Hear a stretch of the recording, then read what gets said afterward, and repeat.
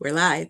Good morning. Happy Wednesday, everyone. Thank you for tuning in for another episode with us today. And as usual, we are here every Wednesday at 10 a.m. Pacific time. Welcome to WellDoctors.us Live. I'm Dr. Andrea Le, and along with me is Dr. Stephanie Ardrey, your guide through the world of personal finance. Whether you are a seasoned investor or just starting out your financial journey, this show is designed to empower you with practical tips and actionable strategies. So, Dr. Stephanie Ardrey, what do we have in store today? Oh, well, today I'm so excited. This is one of my favorite topics. We're talking about everything real estate. And, so often people don't understand, all of the different asset classes. So I'm happy that today we're going to lay a foundation, but also even incorporate, where does real estate and insurance intersect as a tool, to create that financial foundation. So I'm excited about today's topic. Right. I mean, everybody wanted to invest into real estate and grow their portfolio, right? And use the depreciation and all of that good stuff related with real estate. So carry on. Well, today, as I mentioned, we're going to touch on the various asset classes because, again, a lot of times people only think of real estate from the standpoint of purchasing a home. And I sort of follow more of the Robert Kiyosaki approach when we talk about especially residential real estate that is a single family home that maybe you and your family are going to live in. But of course, with Airbnb and other things, you have the opportunity to rent rooms, share your space and all of that. But in the beginning, if you were just buying a traditional home and you didn't want anyone in your home, then your real estate is really more of a liability than an asset, right? It is one of the tools, though, that allows you some deductions. We talk about interest rate deductions from the mortgage. The government has created favorable ways to reduce your income by both being able to deduct the interest rate and also to depreciate the property over a period of time. But when we talk about the asset categories, the thing that I'd like to introduce is that in this residential bucket, what you see are properties like your single family homes, your townhomes, condos, if you're in a community where they utilize co-ops, and then multifamily properties and vacation homes. And so those last options are kind of moving more into like investable, if you will, residential real estate. Not only are you thinking about when you're looking at those asset classes, there's different requirements. So I, as a broker, when I advise clients, especially clients that are looking to purchase their first property, I usually push them to consider buying a 2 to 4 unit. So a duplex unit, because a duplex to fourplex, because between a single family and a 2 to 4, those are financed in the same manner, meaning they're considered one and the same. And to me, the strategy is by buying, a 2 to 4 unit, now you've hedged your bet as it relates to the risk that you're taking on, and there's always financial risk. Think about it. If you're financing something over 30 That's years, right. anything can happen, along that journey, right? And so you want to have access to resources. And what a lot of times people forget is that when you buy a property, you have to continue to invest in that property to maintain it. Otherwise, it is not necessarily going to appreciate at as great a rate as it could, right? And I know you know something about this, about investing in real estate, for business purposes.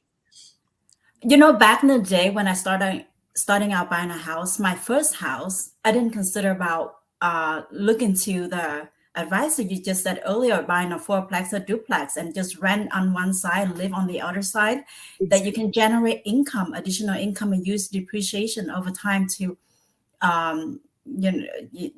to reduce the tax and also appreciation. I bought my first house as a single family home because we all wanted to have a single family home, something nice, something, oh, it's my first home, I want it to be perfect. Mhm. No, but for investment point of view, duplex or fourplex would be a better choice, right? Absolutely, because what I tell my clients, I'm like, "Listen, buy that first because you're gonna get to." So if there's like programs, say mortgage programs to help you buy, sometimes there are programs such as the FHA, for example, that will help you with your down payment.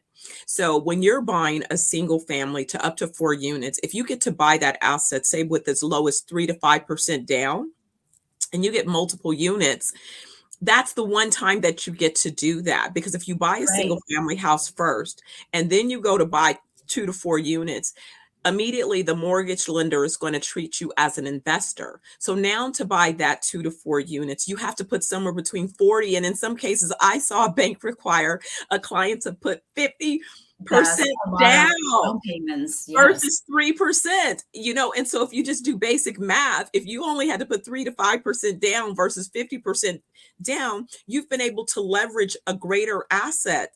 You're able to build your wealth faster with 3% down. And Absolutely. then more importantly, if you choose to buy a house after that, now you have those 4 units helping to contribute to paying not only the mortgage of the 4 units, but also in some cases kicking off revenue towards your single family home. So if you find yourself in a situation where there's an illness or you lose your job or something, you're not immediately in financial jeopardy. And that's what typically happens is there's a medical emergency or the person loses their job, and then they come into jeopardy with that primary mortgage on that single family residence. And then if they didn't want to have people living in their house, again, before Airbnb, they didn't want to rent out a room, or I was never a person that wanted to have strangers in my house.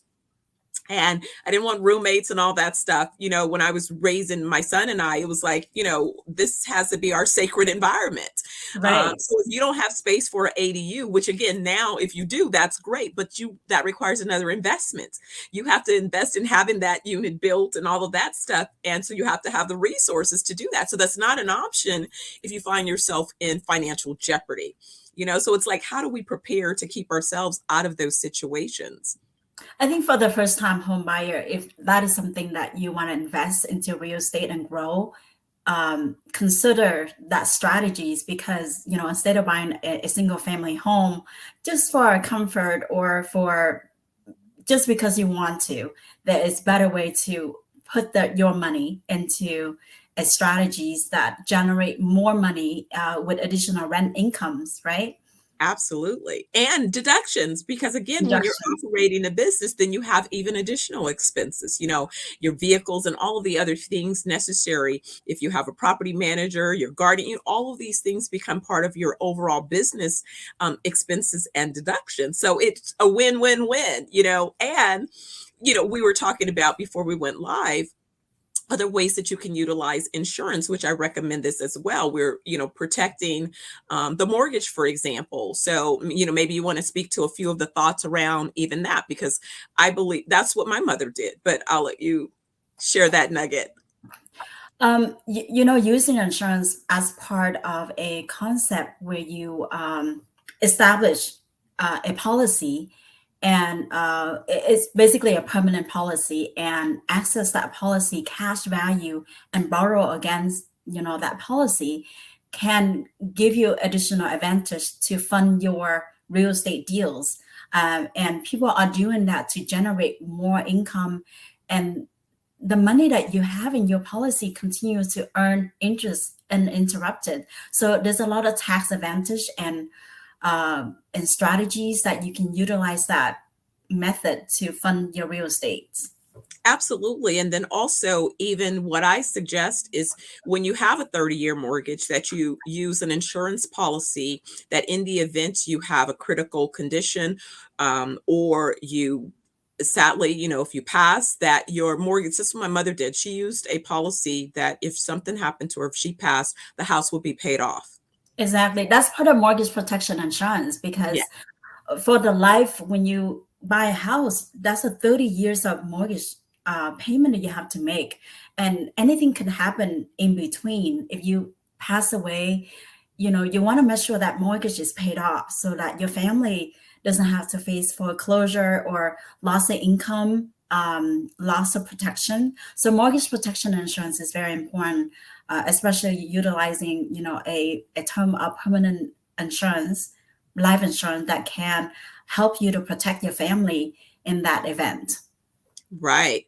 And then a lot of times people don't even consider commercial investment opportunities. So when you talk about commercial, you have, different asset class. You have multifamily, and that's 5 or more units.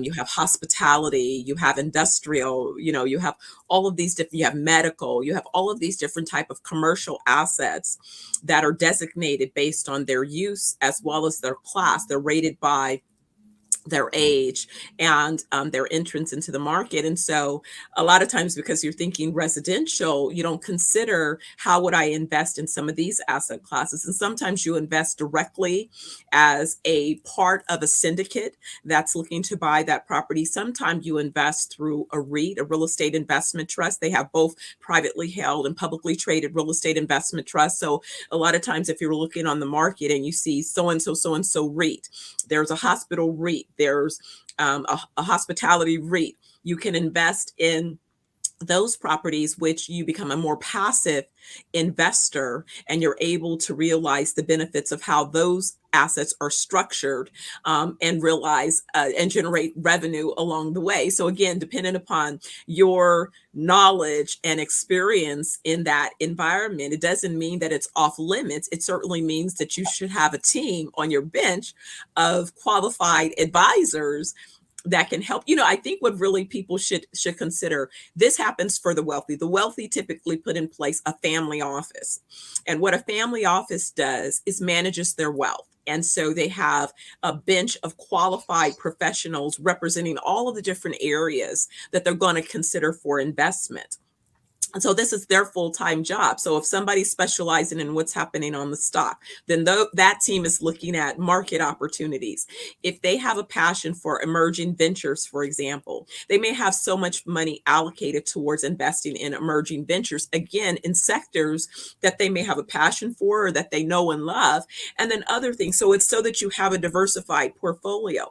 Well, those of us who may not have wealth at that level just yet, you want to plan for it.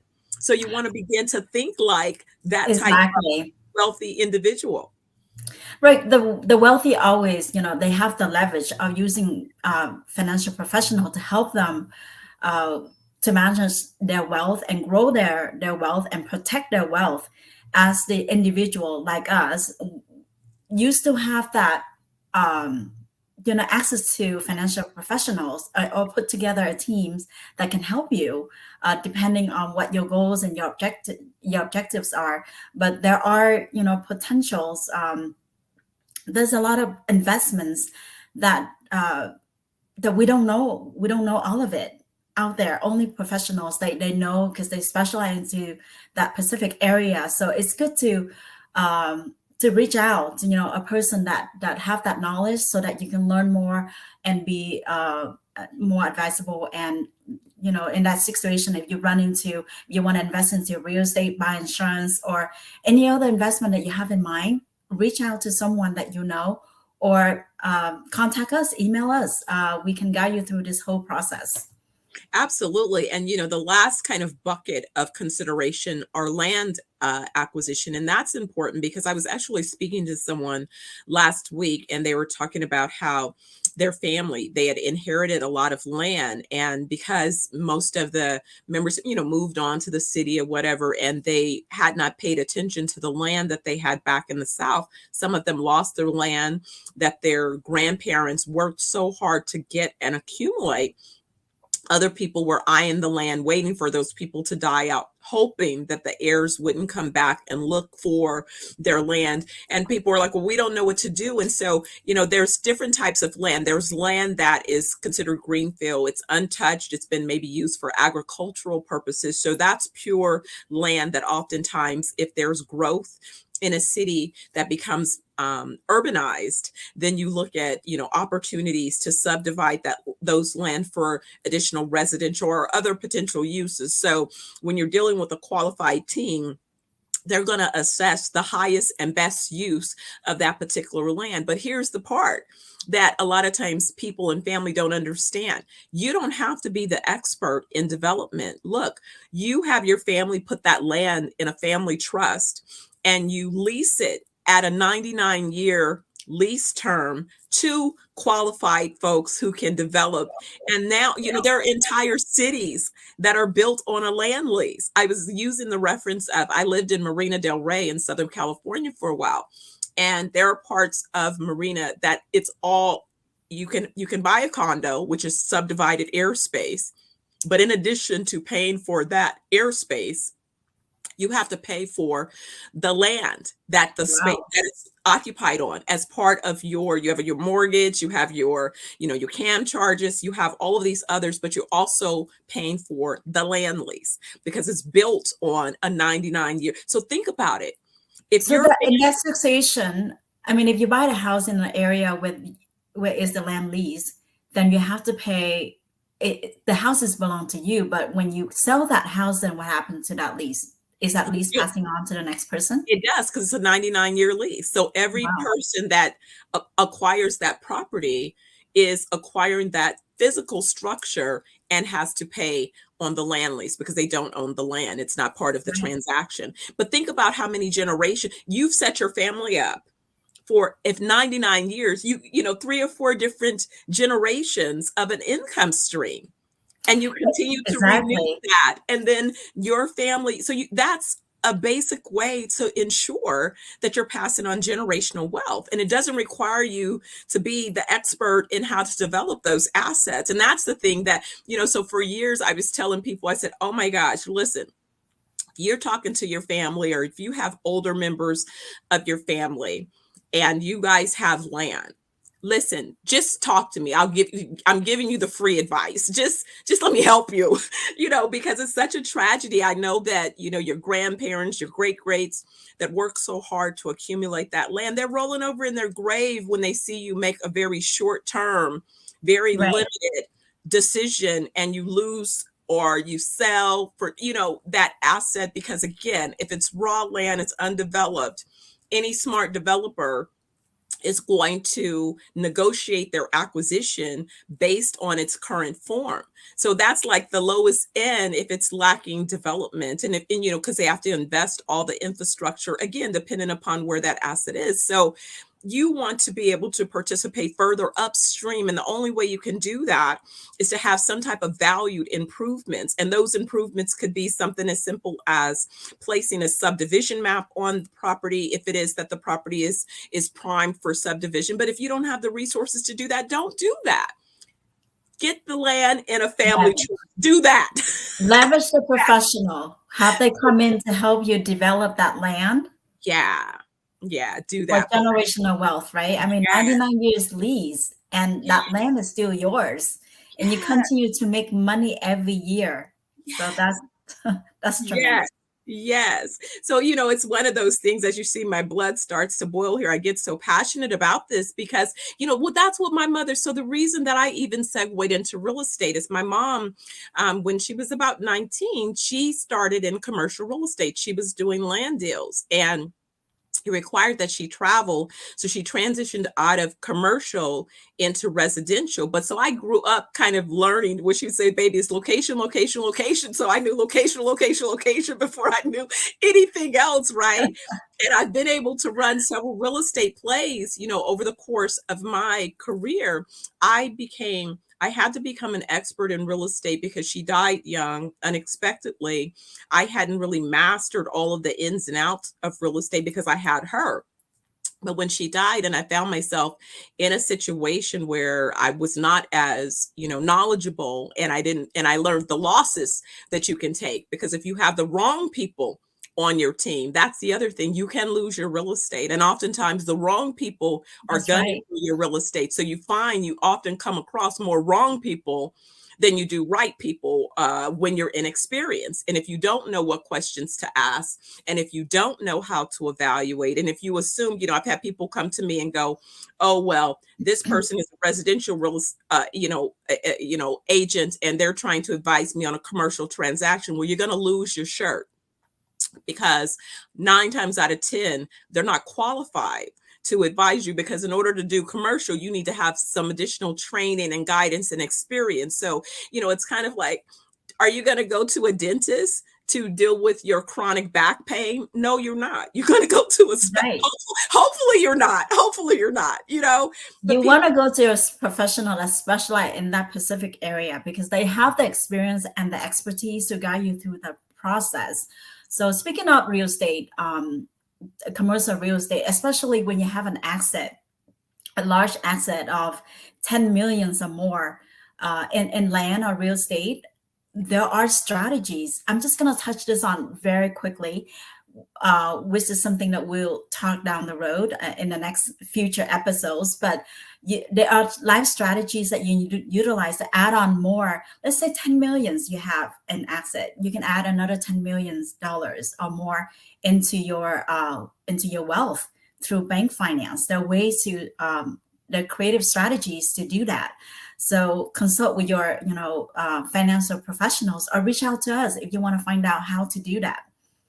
Right. And, the other thing we didn't really talk about as much is using a self-directed IRA as a tool. So we were talking last week, I think we were talking about IRAs and Roths and some of the things, and making sure that you go back if you've left an organization and you have funds that you need to transfer. I caught up with an old friend while I was in the Bay Area.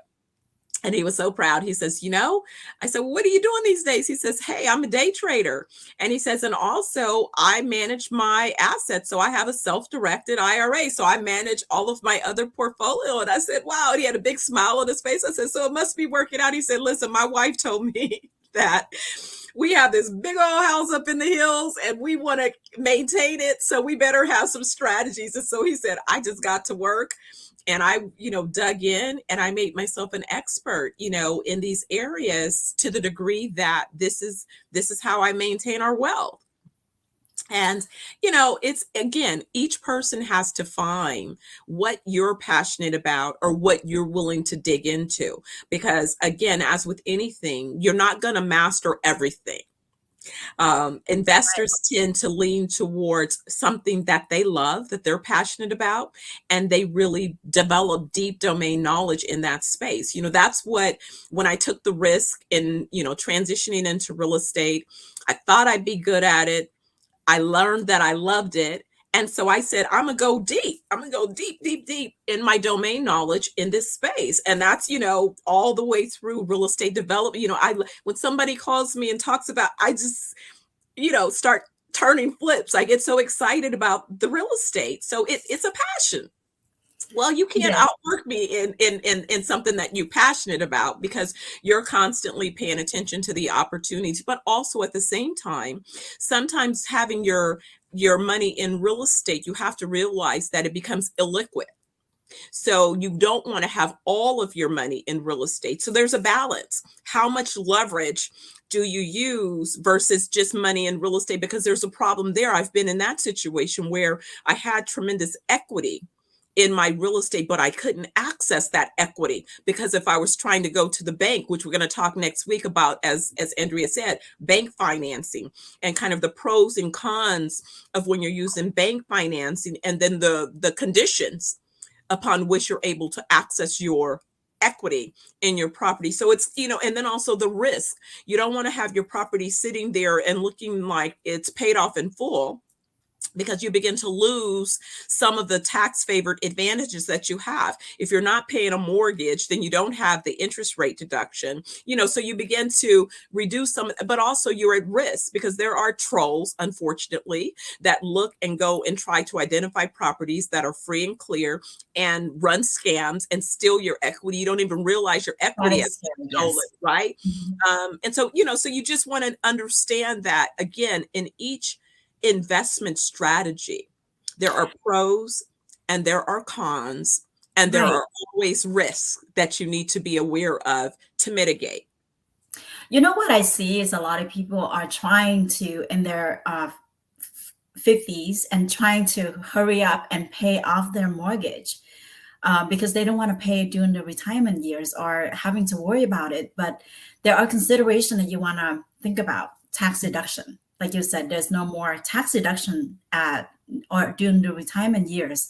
And if your mortgage is paying off completely and you pour all your money into that mortgage and not paying down your credit card debts, or using that money instead to have a well-diverse portfolio, you should have also life insurance, liquid stock bonds, things like that you like to do, but minimize the risk and your time horizon. So before paying off your mortgage, there are many ways that you can utilize that same amount of money to get additional plans, or plans out there to basically maximize your potential and maximize your protection for your lifetime income. Absolutely. You bring up a very important point, because instead of paying off that mortgage, if I was concerned that something might happen, then that's how I protect my income. If it is that I'm an entrepreneur, then I'm going to have a disability premium to protect my income in the event that I have some type of crisis. But also, I'm going to pay into an annuity that could potentially pay that mortgage if, for example, something happens with my income, because it's better to have that mortgage for a longer period of time to use the tax favored advantage that you're going to have. And that's the other thing, that when you have assets that you've invested in pre-tax, you're going to be taxed at a later date. The tax didn't go away. It's going to show up.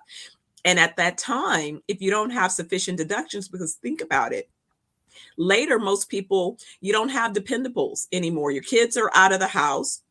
So you don't have them as a deduction. So when you look at what you would have to reduce your liability, that bucket is a little bit limited. So you have to, kind of plan for each of your different scenarios along your life cycle, is what I'd like to say. Absolutely. Right. The mortgage protection insurance is important, and part of life insurance policy, permanent policy, can provide that additional protection for yourself and your family in case, you pass away or are getting very, very sick and you no longer can work. You can access the money from the policy to pay for your house, your medical expenses, and events, unexpected events coming up that you didn't plan for. Life, it happens, right? Anything can happen. Absolutely. And I also wanted to clarify one more thing is the private mortgage insurance. A lot of people don't know what's the mortgage protection insurance and private mortgage insurance. They're two different things here, right? Absolutely. Absolutely. PMI is what the lender requires you to pay, especially if it is you use one of the lower interest rate or lower investment, meaning earlier, if you come in on one of the programs like FHA where you have 3 to 5% down, if you are investing a lower amount in order to mitigate the risk, because again, lenders know what happens over the course of a life cycle. They know that typically people, so they require that you pay into an insurance premium that's going to protect them, but it doesn't protect you. And so that's why we're talking about strategies that will help protect you, because you're already protecting the lender, right? They built Right. it. The private mortgage insurance, people have that insurance, they think it's protect themselves, but it's not. It's protect the lender, not Yeah, you. So not you. you are exposed and to all these risks. So what you want to do is to get mortgage protection insurance or a life policy that has that component to help you in events that you didn't plan for. They're getting very, very sick or unexpectedly untimely death. You don't want to leave your family in financial stress or a situation where you have to face foreclosure, right? Absolutely. Absolutely. I mean, I see that sadly all the time, because one of the areas that I had developed an expertise is in probate real estate. And so, some of the properties that end up in probate is sad, because again, families either didn't deal with or didn't necessarily have an heir, or they thought that they had put together their estate planning in such a way that they were protected. And unfortunately, it's not. So then it ends up in probate. And, if your asset has to go through probate, one, it goes to probate to confirm the reading of the will if everything is in place. But if those things are not in place, And the legal system has to determine the outcome of those assets. Well, who's going to get a big chunk, or whichever jurisdiction the property is placed in, all of those fees that you're paying to the court, and the attorneys. The attorneys make, a killing on this particular opportunity. And I know it doesn't, I'm not attorney bashing. Yes, I have a JD. I'm not a practicing attorney, but I understand, the advantages is just kind of, where those experts need to come to play as well. But it takes away what you could be passing on as it relates to generational wealth, if that's your interest and desire. So if you're thinking about Right. those things, you want to think about them in advance. The probate process is the ugly process. No one's want to go through this process. So, trying to, put together, you have a house, consider getting a trust or something that put in place that protect you and your family. We are running out of time. Oh my gosh, 30 minutes just has gone by so quickly. I just want to, next week, we have a special guest. So please join us next week at Wednesday, 10 a.m. Pacific time. We will talk about bank finance for your retirement. So That's going to be exciting. Right. Well, thank you for tuning in and be with us today. And as usual, we're here every Wednesday at 10 a.m. Pacific time. Please join us weekly. Until then, we encourage you to take care of yourself and your loved ones, and creating a plan to protect your family and yourself. And if you already have one, consider review and update it. If you don't have one, reach out to us or reach out to a financial professional to help you. Absolutely. We're free to take a look. And Andrea, I'll see you next week. And everyone, again, thank you for joining us. We'll see you next week for wealthdoctors.us. You can send us an email at info@wealthdoctors.us, and we'll take a look. Until next week, take care. Thank you.